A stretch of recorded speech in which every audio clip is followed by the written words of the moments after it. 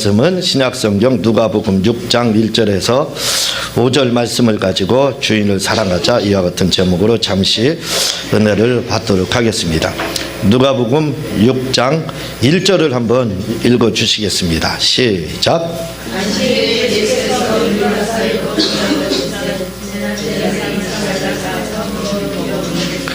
예.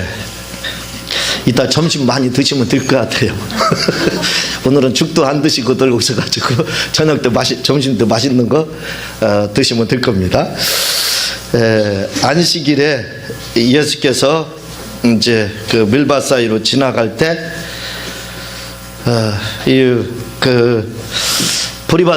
밀밭에서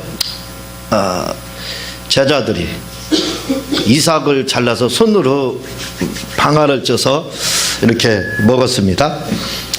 그래서 이 일을 보고 이 바리새인들이 가만히 있지 않았습니다. 안식일에 당신의 제자들은 당신을 비롯해서 안식일을 지키는 것이 아니라 안식일에 반역자가 되었습니다. 안식일을 지키지 않았습니다. 안식일을 범했습니다. 이렇게 지금 예수님께 지금 말씀을 하고 있는 겁니다. 자, 과연 예수님과 그 제자들이 안식일을 범했느냐 이거예요. 바리새인들이 말하는 그들의 주장이 과연 정당하느냐 이 말입니다. 이거를 알기 위해서는 우리가 보기에는 그냥 주님이 변증을 하시는 것처럼 이렇게 보이지만 법적 근거가 있어야 됩니다. 그 법적 근거가 뭐냐면 바로 모세 오경이 될 수가 있는 거죠. 다시 말하면 구약 성경이 될 수가 있는 겁니다. 그렇다면 이 법적 근거로다 진짜 예수님이 안식일을 범하고 있는지 범했는지 안 범했는지 누가 잘못됐는지 바리새인들이 잘못됐는지 그들의 말이 맞는지 아니면 예수님이 지금 말씀의 오류를 범하고 있는지 그리스도로 오셔서 메시아로 오셔서 말씀을 범하고 있는지 한번 보자 이겁니다. 그러기 위해서는 신명기 23장 24절과 25절을 보면 됩니다. 여러분들은 찾을 게 없습니다. 제가 읽어드릴게요. 내 이웃의 포도원에 들어갈 때 마음대로 그 포도를 배불리 먹어도 가하니라. 그러나 그릇에 담지 말 것이요. 다시 말하면 그릇이 두 개 있습니다. 한 그릇은 배가 그릇이에요. 그래서 포도원에 들어가서 그것도 적당히 먹어야지 세 송이만 먹으면 된다 그렇게 하지 않았습니다. 배고프면 배를 채워도 된다는 겁니다. 그 포도를 배불리 먹어도 가하니라 이렇게 말을 하고 배불리 먹어도 된다는 거예요. 그러나 또 다른 한 그릇이 있는데 그것은 바구니와 같은 것 그런 바구니와 같은 그릇에 담아서는 안 된다. 그러니까 가지고 가서는 그릇에 담아서 가서는 절대로 안 되는 겁니다. 그러면 율법의 저촉을 받는 겁니다. 진짜 말 그대로 율법을 범하게 되는 거예요. 자, 거기서 끝나지 않습니다. 25절에서는 뭐라고 이야기를 하냐면 오늘의 말씀의 주제에 대해서 나오고 있습니다. 내 이웃의 곡식밭에 들어갈 때 내가 손으로 그 이삭을 따도 가하니라. 그러나 내 이웃의 곡식밭에 낫을 대지 말지니라. 이렇게 말을 하고 있습니다. 신명기 23장 25절에서는 뭐라고 말을 하냐면 바로 이 밀밭에 가서 할 일에 대해서 이야기를 하는데 손으로 그 이삭을 따서 비벼서 호호 불어가지고 방아를 쪄서 그걸 먹을 만하게 해서 먹어도 아무 죄가 되지 않는다는 겁니다. 죄가 없다는 거예요. 이것은 죄가 아니라는 겁니다. 우리나라 법으로 보면 아마 죄가 될 수 있겠지만 율법으로 비교해 볼 때 그것은 죄가 되지 않는다는 거예요. 그러나 죄가 되는 것이 하나가 있다는 거예요. 그것은 뭐냐면 내 이웃의 곡식밭에 낫을 대면 낫 가지고 추수를 하게 되면 그건 바로 죄가 된다는 거예요. 분명히 이렇게 모세의 율법에는 명시되어 있는 부분이 있습니다. 거기에 오늘 테이블에서 6장 1절과 2절을 보게 될 때 전혀 문제가 되지 않는 겁니다. 그들은 죄가 없는 거예요. 예수님과 예수님의 제자들은 죄가 없는 거, 죄가 되지 않는 겁니다. 안식일을 범한 것이 아닌 거예요. 왜 범하지 않았느냐면 그들은 낫을 가지고 추수하지 않았습니다. 그냥 손으로 비벼서 먹었다 이거죠. 그런데 그러면 왜 에도스 이것을 뭐라고 그러냐? 윤리라고 합니다. 이 말을 다른 말로 하면 바로 세칙에 해당하는 거예요. 율법의 세칙. 율법의 세칙은, 율법은 618가지로 제가 알기로는 이렇게 구성이 되어 있습니다. 그리고 지켜도 돼야 되고 지키지 않을 것은 365가지로 되어 있고 반드시 지켜야 될 것이 248가지인가 이렇게 되어 있습니다. 그것도 어려워서 하나님은 10계명으로 줄였죠. 자, 10계명조차도 사람들은 율법을 다 준수한다는 것이 그렇게 쉽지가 않습니다. 율법 준수자가 된다는 것이 쉬운 일이 아니에요. 그래서 10계명도 당시에 사람들도 잘 지키지 못했고 오늘날 우리도 잘 지키지 못하고 있습니다. 그 정도로 어려운 것이 바로 계명이에요. 율법이다 이거죠. 10계명이다 이겁니다. 그런데 율법의 세칙에 의하면 안식일에 대한 규정만 나오는데 그것이 몇 가지가 나오냐면 39가지입니다. 10계명을 우리가 지킨다 할지라도 막막합니다. 그거 다 지키는 것이. 교통법규, 우리 앞에 차가 지나가는 도로가 있지만 어떤 때는 저도 무단횡단할 때가 많이 있어요. 이렇게 가기가 뭐해서 이쪽으로 갈 때가 있습니다. 그거 하나 지키는 것, 신호 하나 지키는 것도 그렇게 어렵습니다. 운전하시는 분들도 그거 잘 알잖아요. 근데 10계명 지키는 게 과연 쉽겠느냐 이거예요. 그것도 어렵다 이거죠. 다른 거 다 떠납니다. 그 중에서도 안식일에 대한 것만 지금 말씀하는 거예요. 안식일에 대한 규정이 39가지. 그러니 과연 지킬 수 있겠느냐 이거죠. 그러니까 결국 뭐냐면 안식일 날 그들의 율법의 세칙에 의하면 꼼짝 말하는 겁니다. 숨만 쉬고 집에서 예배만 드리고 숨만 쉬고 가만히 있으라는 거예요. 밥도 해서는 안 된다. TV를 켜서도 안 된다. TV를 꺼서도 안 된다. 엘리베이터를 타도 안 된다. 지금도 그렇게 지킨다는 거예요. 그래서 이스라엘 사람들, 유대인들은 지금도 TV를 보고 싶으면, 안식일날 TV를 보고 싶으면 전날 TV를 켜놓는다는 겁니다. 그리고 끄지 않는다는 거예요. 그리고 그러면 엘리베이터 15층 20층 막 이렇게 사는 사람들은 어떻게 하느냐? 안식일날은 전층이 다 쓰게끔 자동 조절을 해놓는다는 거예요. 그래서 다 쓸 수 있게 자동으로 그렇게 해놓는다는 겁니다. 이렇게 철저한 규정으로 그들은 안식일을 지키고 있는데 이 규정이 39가지가 됩니다. 거기에 보면은 무슨 내용이 나오냐면 추수 금지가 나오고 있습니다. 추수해서는 안 된다 하면서, 그러면 추수가 뭐냐? 손으로 이삭을 잘라서는 안 된다. 그리고 탈곡 금지, 비벼서 비비면 어떻게 해요? 탈곡되는 겁니다. 그렇죠? 방아로 찢는 거예요. 그거 금지, 탈곡 금지 이렇게 되어 있습니다.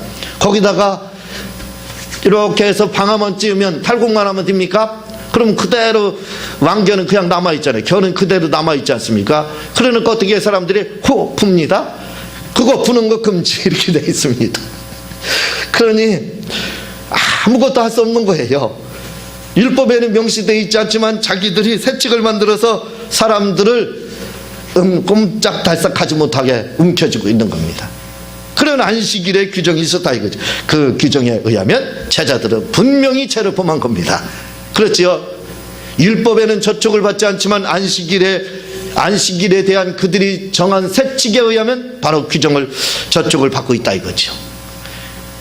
그렇지만 예수님은 그것이 잘못되었음을 지금 말씀을 하고 있는 겁니다. 3절 4절에 보면은 예수님이 그에 대해서 이제 변증을 하게 됩니다. 그것이 그래 양보를 하자, 너희들 주장이 맞다, 백보 양보하자 하고 이야기를 합니다. 그러면서 예수님이 유대인들의 약점을 가지고 파고듭니다. 그것이 뭐냐면 다윗에 대한 얘기예요. 유대인들은 다윗은 메시아를 상징합니다. 그래서 유대인들이 메시아 사상을 가지고 있는데 그 메시아라는 것은 누구냐면 하나님의 아들의 출현이 아닙니다. 아들이 오시는 것이 아니라 다윗이라는 왕이 다시 환생하는 것을 말을 하고 있어요. 그것이 유대인들의 메시아가 아닙니다. 다윗의 환생. 그래서 다윗을, 불교에서 말하는 환생과 같이 다윗을 기다리고 있습니다. 그래서 그들은 다윗에 대해서는 인심이 후합니다. 우적이에요. 다윗이 무슨 일을 했든지 그건 정통이라 이거예요. 다윗이 한 건 다 맞다 이겁니다. 그런데 놀라운 결과가 있습니다. 그것은 뭐냐면 다윗이 도저히 이해하지 못할 일을 했어요. 그런데도 유대인들은 그거에 대해서 뭐라고 하는, 다윗이니까 괜찮다는 거예요. 다윗은 예외의 조항이라는 겁니다. 다윗이니까 그런 잘못을 범했어도 능히 이해할 수 있고 그건 정당하다 이거예요. 그게 뭐냐면 사무엘상에 나와 있지만, 사무엘상 21장에 나와 있지만, 바로 다윗이 사위를 피해서 도망갔을 때 아히멜렉 제사장에게 가서 배가 고프니까 먹을 걸 달라고 해서 떡을 줍니다. 그 떡은 성수에 지내려는 12개의 떡 중에서 바로 5개를 제사장만이 먹을 수 있는 거예요. 그걸 일주일에 한 번씩 안식일날 교체를 합니다.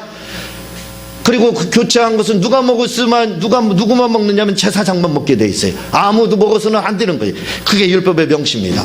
그런데 그거 있으니까 그걸 먹으라고 제사장이 주게 됩니다. 다윗은 그걸 먹게 돼요. 그들은 말합니다. 유대인들은 뭐라고 그러냐면 다윗이니까 기름 부은 자가 아니냐, 그러니까 가능하다 이거예요. 맞습니다. 그러면 양보를 하자 이거죠. 다윗은 기름 부음을 받아서 그렇다고 하면 사울이 번제 드린 건 왜 죄가 되느냐 이거예요. 그도 기름 부음을 받았는데 그게 아니라 이겁니다. 더 양보를 하자 이거죠. 그래, 다윗은 기름 부음 받은 자고 그렇게 하나님의 종이기 때문에 그럴 수 있다. 그럼 다윗과 함께 그 친구들 넷은 뭐냐 이거예요. 그 5의 친구들은 뭐냐 이겁니다. 그들은 왜 먹었느냐 이거예요. 주님이 지금 그들에게 이야기를 하고 있는 겁니다. 다윗에 대해서 그들은 너무나도 인심을 후회했습니다. 바로 주님이 그걸 지금 문제, 그게 죄가 되지 않는다는 거예요. 그게 잘못되지 않아. 너희들도 잘못이 아닌 것 인정하고 있지 않느냐. 바로 그게 잘못이 아니다 라고 주님이 지금 말씀을 하는 것이 바로 4절의 말씀입니다. 그러면 다윗이 그렇게 제사장만이 먹을 수 있는 그 떡을, 그 빵을 먹은 이유에 대해서, 그 떡인 그 빵을 먹은 거예요. 그것이 왜 정당하느냐 이거예요. 그거에 대해서 그들은 기름 부음 받은 자기 때문에, 다윗은 기름 부음 받은 자기 때문에 정당하다 하지만 예수님은 그게 아닙니다. 예수님은 바로 다음 시간에 나게 될 9절에 보면은 안식일에 선을 행하고 생명을 살리는 것은, 그 선을 행하고 생명을 살리기 위해서 안식일을 범하는 것은 정당하다 이겁니다. 잘못된 게 아니라는 거예요. 그래서 제사장들은 안식일날 안식일을 범하고 있어요. 왜? 안식일날 모든 뒷수발을 다 해야 되기 때문에 제사장들은 안식일을 지키지 못하고 있습니다. 그래서 그렇게 지키지 않은 것이 죄가 되지 않는 것처럼, 바로 죄가 되지 않는 이유는 다윗이 기름 부음 받아서가 아니라 바로 그는 누구냐면 무엇 때문에? 다윗이 선을 행하는 일을 했기 때문에, 생명을 구하는 일에 해당이 있기 때문에 다윗이 범한 것도 죄가 되지 않는다 이렇게 말씀을 하는 겁니다. 그러니까 결국은 뭐냐면 신명기 23장 24절에서 25절 말씀에 의해서 주님은 이렇게 제자들이 죄를 범하지 않았다는, 안식일을 범한 것이 아니라는 것을 지금 변증법적으로, 변증으로 다 이렇게 지금 이야기를 하고 있는 것을 보게 됩니다. 제가 여러분들에게 가장 좋아하는 것 중에 한 가지를 말씀을 여러 번 드립니다. 그게 뭐냐면 변증법에 대해서 말씀을 많이 드려요. 제가 펼치고 싶은 운동이 있다면 뭐냐면 본질 찾기 운동, 이렇게 말을 하고 싶어요. 다시 말하면 전통이 아니라 정통 찾기 운동. 정통이라 이거, 정통을 찾자 이거죠. 세칙은 전통입니다. 정통이 아니라 이거죠. 율법은 정통이라 이거죠. 주님이 지금 말씀하시는 부분들은 바로 뭐냐면 정통이라 이거죠. 그러나 유대인들이 지금 문제 삼는 것은 정통이 아니라 바로 전통에 해당하다고 이렇게 보면 될 겁니다. 자, 그러면서 주님이 5절에 보면은 뭐라고 이야기하냐면 또 가라사대 인자는 안식일의 주인이라 이렇게 말씀을 하고 있어요. 안식일의 주인이다 이렇게 말을 하고 있어요. 안식일은 헬라어로 사바톤이라고 이렇게 되어 있습니다. 말 그대로 안식일은 토요일을 지금 말을 하고 있습니다. 그리고 주일은 오늘 우리가 지키고 있는 일요일 8번째 날을 말을 하고 있습니다. 새로운 날의 한 주의 시작을 바로 말을 하고 있죠. 안식일을 기념하러 갈 때는 안식일은 천지를 창조하신 하나님을 기념하는 날입니다. 그러나 주일은 바로 주님이 부활하신 예수님을 기념하는 날이 바로 주일입니다. 도마복음에 의하면 도마가 이렇게 말을 하고 있습니다. 도마가 무슨 말을 하냐면 주일을 만약에 안식일처럼 지키지 않는다면 아버지 집에 절대로 갈 수 없다 이렇게 말을 하고 있습니다. 도마는 주일을 안식일로 앞으로 지켜야 됨을, 그렇게 지켜야 아버지의 집에 갈 수 있다라고 도마복음에서 그런 말을 하고 있습니다. 안식일은 비유에 해당합니다. 다시 말하면 안식일은 그림자에 해당하다 이거죠. 그리고 주일은 실상입니다. 그림자가 있는 이유는 바로 실상으로 해서 있다 이거죠. 안식일을 다른 말로 표현하면, 성경을 아침과 저녁으로 표현하게 되면, 아침이라고 하는 것은 모든 것이 드러나는 것을 말을 합니다. 다 드러나요. 그래서 밝게 보입니다. 여러분들 아침에 눈을 뜨면 안 보이는 것이 없어요. 그러나 저녁이 되면 여러분들은 후레쉬를 가져가든지 등잔을 가져가든지 불빛이 없으면 아무것도 볼 수가 없습니다. 감춰져 있어요. 그렇다고 그것이 사라진 게 아닙니다. 단지 감춰져 있는 거예요. 어디에 감춰져 있냐면 바로 그림자야, 어둠에 감춰져 있는 거예요. 다시 말하면 안식일이라는 것은 주일을 위해서, 실상을 위해서 준비된 그러한 그림자, 다시 말하면 저녁에 해당하는 겁니다. 저녁과 같은 것이라 이거죠. 숨겨져 있다 이거죠. 그 속에는 비밀이 있습니다. 그것은 뭐냐면 바로 주인을 맞이하라는 거예요. 주인 맞이를 준비하는 날이 바로 안식일입니다. 그 주인을 섬기는 날이 언제냐? 바로 주일입니다. 예수님을 섬기고 예수님께 영광 돌리는 날이 바로 주일이에요. 그런데 주님은 지금 뭐라고 이야기를 하냐면, 우리는 주일이라는 것은 제가 말씀을 드렸듯이 주님을 기념하는 날이다 이렇게 말씀하고 있어요. 주님의 부활을 기념하는 날이다 이렇게 말을 하고 있습니다. 안식일은 그림자다 제가 말씀을 드렸습니다. 그런데 주님은 이렇게 말씀하고 있어요. 또 가라사대 때 인자는 안식일의 주인이라 이렇게 말씀하고, 다시 말하면 안식일은 전지를 창조하신 하나님을 기념하는 날이라고 그랬어요. 그렇다면 주님이 안식일의 주인이다 이렇게 말을 한 것은 그냥 주님이 아무 의도 없이 한 얘기냐 이거예요. 그냥 하신 말씀이냐 이거예요. 그렇지 않다 이겁니다. 주님이 안식일의 주인이라 한 것은 분명히 근거가 있어야 됩니다. 왜냐하면 우리는 주일이라는 것은 주님이 부활하신 날이기 때문에 그를 기념하기 위해서 하는 거다, 그렇게 제가 말씀을 드렸습니다. 또 그것이 사실입니다. 그렇다면 주님이 안식일과 주일의 주인이 된다 이거죠. 왜 되느냐 이겁니다. 그것은 주님이 안식일은 천지를 창조한 날을 기념하는 날이라고 그랬어요. 그렇다면 주님이 안식일의 주인이 되기 위해서는 주님이 천지를 창조한 근거가 있어야 됩니다. 근거가 있어야 바로 안식일의 주인이 될 수 있는 거예요. 그런데 그 근거가 있습니다. 요한복음 1장 3절에 보면 뭐라고 말씀하고 있냐면, 만물이 그로 말미암아 지은 바 되었으니 지은 것이 그가 하나도 그가 없이는 된 것이 없느니라 이렇게 말을 하고 있습니다. 다시 말하면 천지를 창조할 때 그곳에 동참하신 분이 바로 예수님이라고 하는 거예요. 예수님 당신이라는 겁니다. 만물이 그로 말미암아 지은 바 되었다는 거예요. 그래서 예수님이 없이는 천지 창조가 이루어지지 않았다는 거예요. 그러니까 어떻게 돼요? 안식일이 무엇을 기념하는 날이라고요? 천지를 창조하신 하나님을 기념하는 날입니다. 그런데 그날 그 기념을 하는데 주님은 지금 뭐라고 말을 하냐면, 안식일에 내가 주인이다 이렇게 말을 하고 있어요. 그 주인이 되느냐 이겁니다. 우리가 살펴본 바와 같이 주님은 안식일의 주인이 됐습니다. 왜냐하면 천지를 창조하는데 동참했기 때문에 그래요. 주님이 없이는 창조가 되지 않았다고 요한복음 1장 3절에 그렇게 말씀을 하고 있지 않습니까? 그러니까 주님은 뭐예요? 안식일에도 주인이 되고 바로 주일에도 주인이 되는 겁니다. 그래서 주님은 지금 뭐라고 하냐면, 인자는 안식일의 주인이다 이렇게 말씀을 지금 하고 있는 겁니다.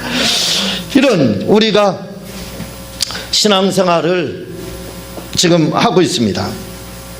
신앙생활이라는 것을 우리가 하면서도 무슨 의식을 가지고 있느냐면, 신앙생활이라는 것은 힘들고 어렵다 이렇게 생각하는 분들이 많습니다. 그러나 신앙생활은 복잡하지 않습니다. 신앙생활에는 자격이, 다시 말하면 어떤 자격이 있어야 된다 하지 않고 있습니다. 물론 기본 자격은 있어요. 예수님을 주님으로 영접해야 된다는 건 기본 자격입니다. 그러나 너는 출신 성분이 좋아야 된다 해서 신앙생활, 네가 예수 믿고 싶냐? 예수 믿고 싶어요. 너 한번 출신 성분 좀 이야기해봐. 너 그 대학은, 고등학교는 어디 나왔어? 여기 나왔는데. 대학은? 대학 안 나. 너 자격한데 그렇게 문제 삼지 않는다 이거죠. 신앙생활은 그런 기준이 없다 이겁니다. 그래, 너는 이제 대학 나왔으니까 예수 믿어도 돼. 예, 어디는 그런 규정을 쥐고 있습니다. 저 신천지라 하는 것은 그렇게 규정을 하고 있어요. 신앙생활이 그렇게 복잡하고 잘못된 데는 그렇게 규정을 하고 있지만, 제약을 두고 있지만, 정통교단은 그렇게 말하지 않습니다. 당신이 박사학위를 받아야만, 박사학위 받았어요? 예수 믿으려면 박사학위 내놓으세요. 그거 있어야, 자격증 있어야 됩니다. 박사학위가 그 자격, 그거 있어야 당신 예수 믿을 수 있어요. 그거 있어야 당신은 저녁 예배만 참석할 수 있고, 당신은 박사학위 받아야 11시 예배, 주일 예배 이런 규정이 없습니다. 왜? 신앙생활은 너무나도 복잡하지 않고 너무나도 단순합니다. 그냥 우리가 예수님을 주님으로 영접을 하면 되는 거예요. 예수님을 나의 구주로 영접을 하고 그대로 그분을 주인입니다, 내가 받아들입니다, 영접합니다, 취하다 이렇게 돼 있어요. 남반어 취하다 이렇게 돼 있습니다. 그분을 그냥 내가 믿으면 되는 거예요. 인정합니다 하는 겁니다. 신앙생활이 너무 간단합니다. 예수 믿는 것이 너무나도 간단해요. 그리고 할 것이 있습니다. 그 다음에 신앙생활이라는 것은 예수님을 주님으로 영접하고, 그 다음에 우리가 하는 것은 뭐냐면 사랑하는 거예요. 사랑하는 것이, 누구를 사랑하는 것이냐? 바로 주인을 사랑하는 겁니다. 오늘 안식일의 주인이며 주일의 주인이 되시는 분이 바로 예수님이십니다. 그분을 믿고 사랑하는 것이 바로 신앙생활이에요. 너무나도 쉽고 단조로운 것이 바로 신앙생활이라 이거죠. 그러나 우리는 신앙생활을 그렇게 생각하지 않습니다. 어떤 분들은 신앙생활에 대해서 복잡하게 생각한다. 이것도 알고 저것도 알아야 된다고 생각합니다. 알으면 도우면 되지요. 그러나 신앙생활은 그렇게 우리가 생각하는 것처럼 복잡하지 않습니다. 예수님을 주님으로 영접하고 그분을 사랑하는 것이 우리 신앙생활의 전체가 다다, 이렇게 생각을 하면 될 겁니다. 요한복음 14장 15절에 보면 너희가 나를 사랑하면 나의 계명을 지키리라. 요한복음 14장 23절에 보면요, 예수께서 대답하여 가라사대 사람이 나를 사랑하면 내 말을 지키리니 내 아버지께서 저를 사랑하실 것이요, 이렇게 말을 합니다. 저는 이 말씀을 굉장히 좋아합니다. 그래서 네가 나를 사랑하는 증거가 있느냐, 가끔 주님이 그렇게 묻는 것 같아요. 내가 주님을 얼마나 좋아하고 사랑하는지 모르지요. 이렇게 제가 특별한 일이 없으면 하루에 1시간 반 정도는 그것만 합니다. 기도 시간에 1시간 반 정도는 그냥 단순합니다. 내가 예수님 사랑하는 거 아시죠? 내가 예수님 사랑하는 거 아버지께서 압니다 하고 시편 18편 1절하고 요한복음 15장 21장 15절을 끊임없이 고백을 합니다. 그러면 그렇게 고백하다 보면 뭐라고 묻는 것 같으냐면, 증거 있느냐, 증거 내놔라, 그러는 것 같아요. 너 그렇게 고백하는데 그 증거 있느냐, 이렇게 묻는 것 같아요. 그럼 제가 항상 증거로 제시하는 게 있습니다. 그게 뭐냐면 요한복음 14장 15절 14장 23절 말씀입니다. 내가 주님을 사랑하는 증거가 있습니다. 그게 뭐냐면 내가 주님을 사랑하기 때문에 계명을 지킵니다. 이건 예수님을 영접하는 것과는 다른 문제예요. 영접하는 것은 천국 가는 그 구원의 자격을 따놓은 당상이 되는 겁니다. 영접하는 건 그런 거예요. 그러나 그의 계명을 지키는 것은 아버지의 집에 가는 문제입니다. 차원이 다른 문제입니다. 제가 이렇게 주님께 사랑을 고백하면 주님이 언제나 묻는 것 같아요. 네가 증거가 있느냐 물을 때 저는 그 증거를 언제든지 제시합니다. 제가 주님을 사랑하기 때문에 저는 주님의 계명과 주님의 말을 언제나 지키고 잘 듣습니다. 그렇게 고백을 합니다. 그러면서 그 증거들을 하나하나 연상하는 거예요. 하나하나 띄웁니다. 내 눈앞에 동영상으로 보여드려요. 이렇게 해서 사랑하고 저렇게 해서 사랑했다고 그렇게 합니다. 그러면 곧바로 주님이 항복을 합니다. 그래, 맞다, 이렇게 하시는 것 같아요. 자, 여러분, 우리가 예수님을 주님으로 영접한 후에 할 일은 뭐냐면 주님을 사랑하는 거예요. 사랑하는 자는 계명을 지키게 돼 있습니다. 사랑하는 자는 주님의 말을 지키게 돼 있습니다. 그래서 내가 주님을 사랑한다고 여러분들이 제가 이렇게 고백을 하게 되면 주님은 그 증거를 원하십니다. 그 증거가 뭐냐 이거예요. 그것은 계명을 지키는 거다라고 말씀을 하고 있습니다. 우리가 사랑하는 자의 말은 듣게 됩니다. 그런데요, 여기에도 조건이 있습니다. 여러분들이 결혼을 하고 나서는 사랑하는 자의 말을 죽어도 안 들어요. 그렇죠? 아내 말을 좀 듣고 남편 말을 좀 듣고 그래야 되는데 안 들어요. 안 들어요. 본성이 나오기 시작합니다. 그래서 사랑하는 자의 말을 언제 듣느냐? 들을 때가 따로 있어요. 그것은 바로 연애하고 사귈 때입니다. 그때는 왜 이렇게 잘 듣는지 몰라요. 그렇죠? 그래서 해달라고 하는 대로 다 해줍니다. 별 따주세요. 별이라도 따다준다 그러죠. 그리고 사옵니다. 사오는 게 사주는 거죠. 그렇게 말을 잘 들어요. 그러다가 이제 결혼을 하게 되면 어떻게 됩니까? 안 들어요. 무슨 말을 해도 안 들어요. 에이 여자가, 에이 남자가 하면서 안 듣습니다. 그래서 사랑하면 사랑하는 자의 말을 들어야 됩니다. 주님이 네가 나를 사랑하느냐? 증거 있느냐? 증거 있습니다. 계명, 내 주님의 말, 계명, 주님의 말을 잘 들으면 되는 거예요. 들으면 사랑한다는 거예요. 그래서 진짜 사랑하는 증거가 나타날 때가 있다 이거죠. 그건 바로 결혼하고 나서가 아니라 결혼 전입니다. 어떻게 해서든지 저 남자를, 저 여자를 내 남자 여자로 만들게 얼마나 고군분투합니까? 해달라는 거 다 하고. 그게 바로 사랑하니까 뭐예요? 사랑하는 자의 말을 듣는 겁니다. 그러니까 여러분들, 사랑하니까 사랑하면 사랑하는 자의 말을 듣는다고 하니까, 아유 주님 안 그런데요. 제 남편은 제 말 하나도 안 듣는데요. 내 아내는 제 말 하나도 안 듣는. 그때를 말하는 게 아닙니다. 그걸 말하는 게 아니에요. 결혼 전을 말을 하고 있는 거예요. 그때가 바로 사랑하는지 사랑하지 않는지를 알 수가 있는 때인 겁니다. 그러니까 여러분, 주님을 사랑하면 반드시 그 증거가 있다 이거죠. 그 증거를 보이라는 겁니다.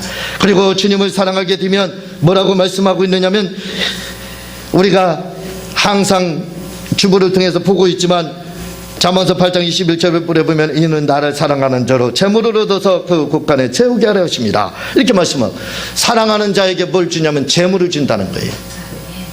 저는 이해를 못하는 부분이 있습니다. 뭘 이해를 못하느냐면요, 제가 결혼을 할 때 패백을 드리게 됐어요. 그런데 패백 드리는데 뭐가 있느냐면, 그 축의금 들어온 것을 그때 다 가져오라고 했나? 아니면 잘 기억이 안 나요. 봉투에다 어쨌든 뭘 넣으래요. 돈을 넣든지 뭘 넣든 그걸 준비한 게 있더라고요.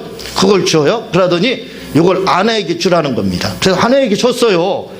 그 왜 주는지도 모르고 주었어요. 빼앗긴 것처럼 줬습니다. 주고 나는 거 뭐라고 하는 줄 아세요? 이제 재정권이 아내에게 다 넘어갔습니다. 그러는 거예요. 아내가 물질을 주관해야 된다는 거예요. 저는 그래서 당했습니다. 그 다음부터 꼼짝 못해요. 그래서 저는 집에 돈이 10원이 있는지 20원이 있는지도 몰라요. 지금 모릅니다. 일체에 돈이 얼마 있는지도 몰라요. 그래서 항상 그냥 달라고 그래요. 필요하면 애들이 용돈 받는 것처럼 매일같이 돈 만원, 이마 잔소리 항상 들으면서 받습니다. 그것도 그냥 안 줍니다. 어디 쓰려고. 내 10만 원을 달라고 하는 것도 아니고 100만 원을 달라고 하는 것도 아니에요. 만 원 달라고. 누구 식사 대접하려. 그것도 아주 깐깐하게 해서 줍니다. 그렇게 아내가 재정을 다 담당하게 돼요. 근데 요즘 사람들은요, 다 그런지는 모르겠습니다. 제가 잘 몰라서 그러는 거예요. 요즘 남자들이 아내한테 돈을 안 맡기더라고요. 안 맡깁니다. 그래서 아내 통장 따로, 남편 통장 따로 챙기더라고요. 후에 이혼을 생각해서 서로 챙기려고 그래서 따로따로 하는지 그건 모르겠습니다. 저는 그 부분이 이해가 되지 않는 거예요. 왜? 사랑하는 자에게는 모든 것을 다 줘야 됩니다. 아내한테 맡겨야 된다고 저는 생각하거든요. 그게 맞습니다. 저는 그게 맞다고 봐요. 그래서 잠언서 8장 21절에 나를 사랑하는 자로 재물을 얻어서 그 곳간에 채우게 하시. 바로 우리에게, 주님이 신랑 되신 우리 주님이 우리 신부인 우리에게 뭐예요? 재물을 다 맡기는 겁니다. 바로 제가 패백을 드릴 때 신랑이 신부에게 다 넘기는 것처럼, 다 넘어갔습니다 물건 이제 그런 것처럼 주님이 지금 그렇게 말씀을 하고 있어요. 그래서 여러분들, 저는 그렇게 생각해요. 이게 지금 문화에 바른지 바르지 않은지 모르겠어요.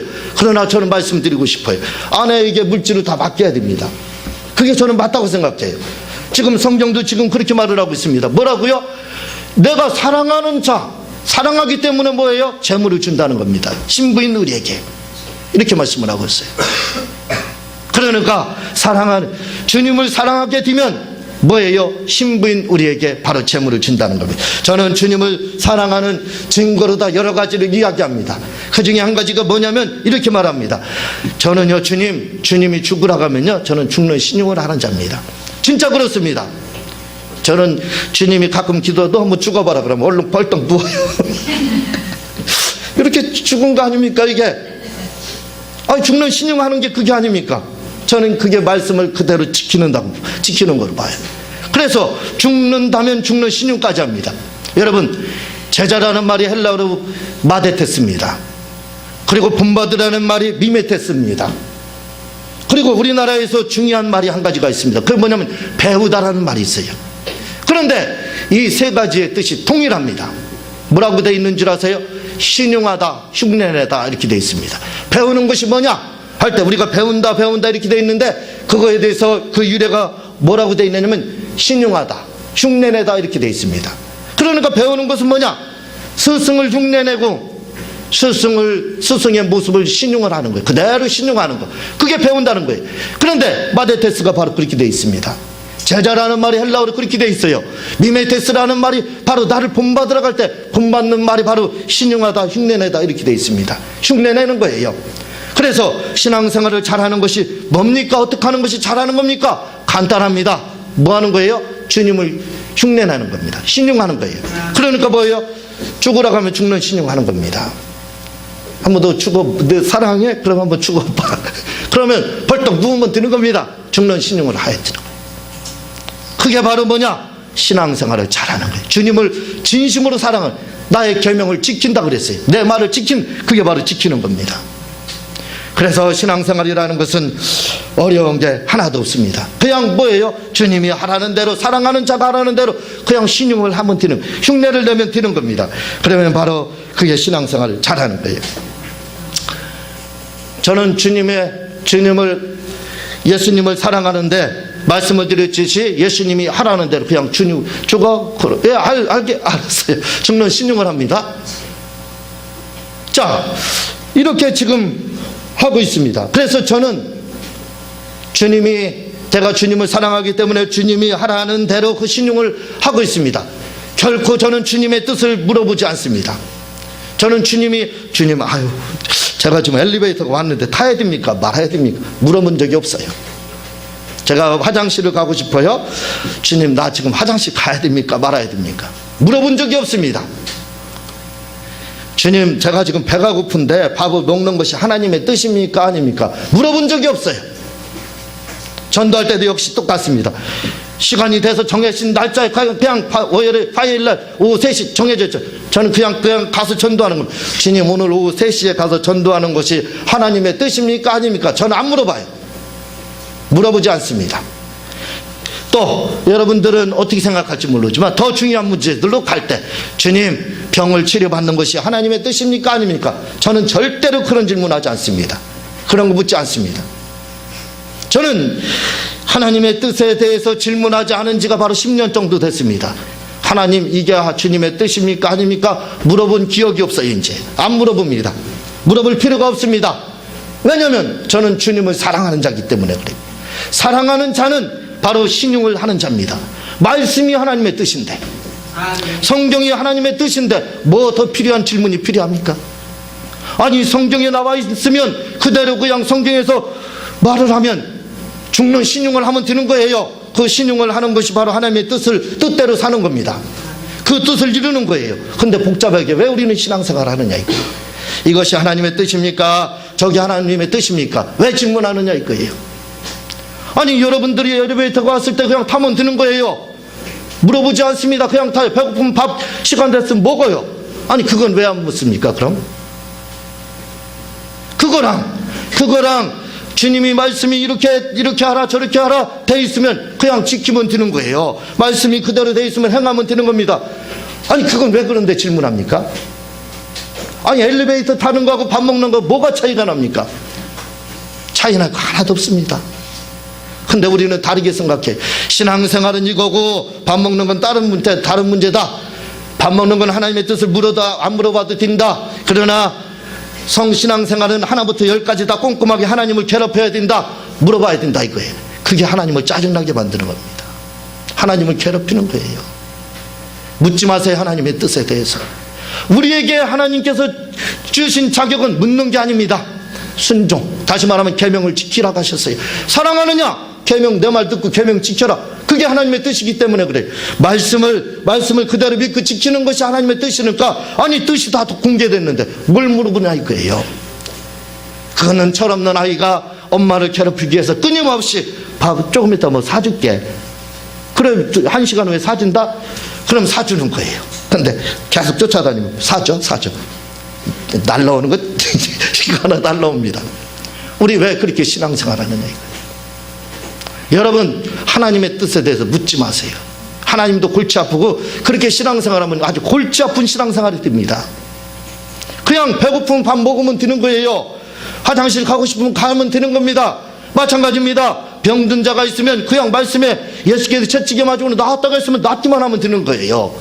그렇지 않습니까? 왜 이렇게 복잡합니까? 심은 대로 거두리라고 했으면 심으면 되는 거예요. 뭘 그렇게 묻습니까? 이걸 드려야 됩니까? 말아야 됩니까? 얼마를 드려야 됩니까? 뭘 그렇게 복잡해요?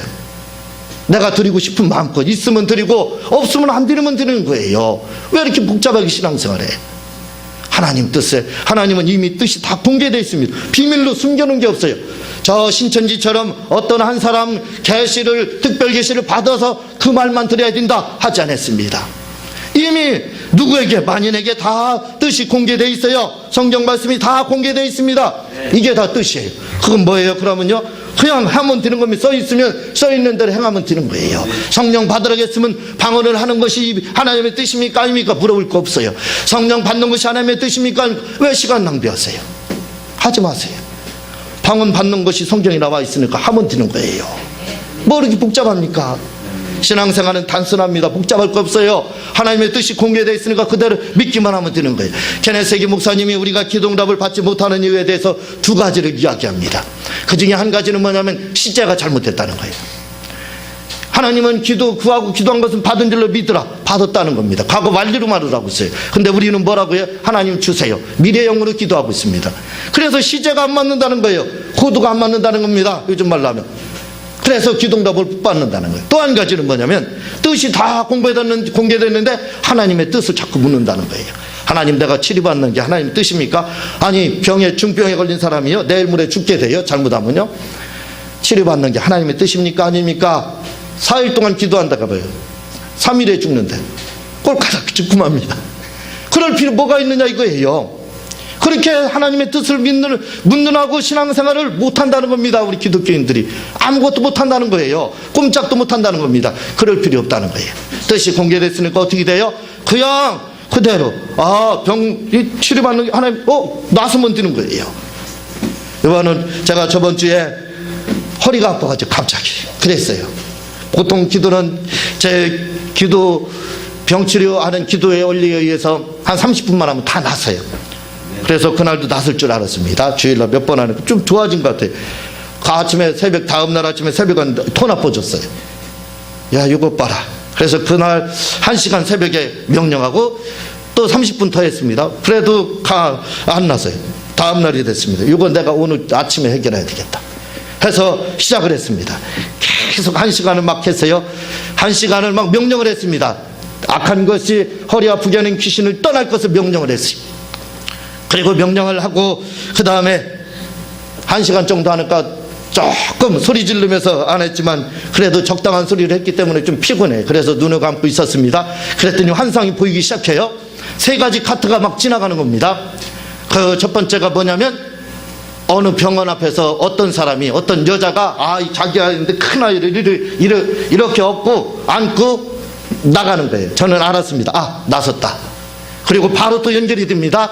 그러면서 그 병원에 통로가 있는데 그 통로에서 건장한 3명의 청년이 싹 나가는 거예요. 그래서 나섰다 해서 눈을 뜨면서 제가 스트레칭은 아니지만 피곤하기 때문에 기지개를 풀려고 딱 했습니다. 이렇게 의자에 앉아서. 그랬더니 허리가 따닥 소리를 나면서 맞춰졌어요. 그리고 나섰습니다.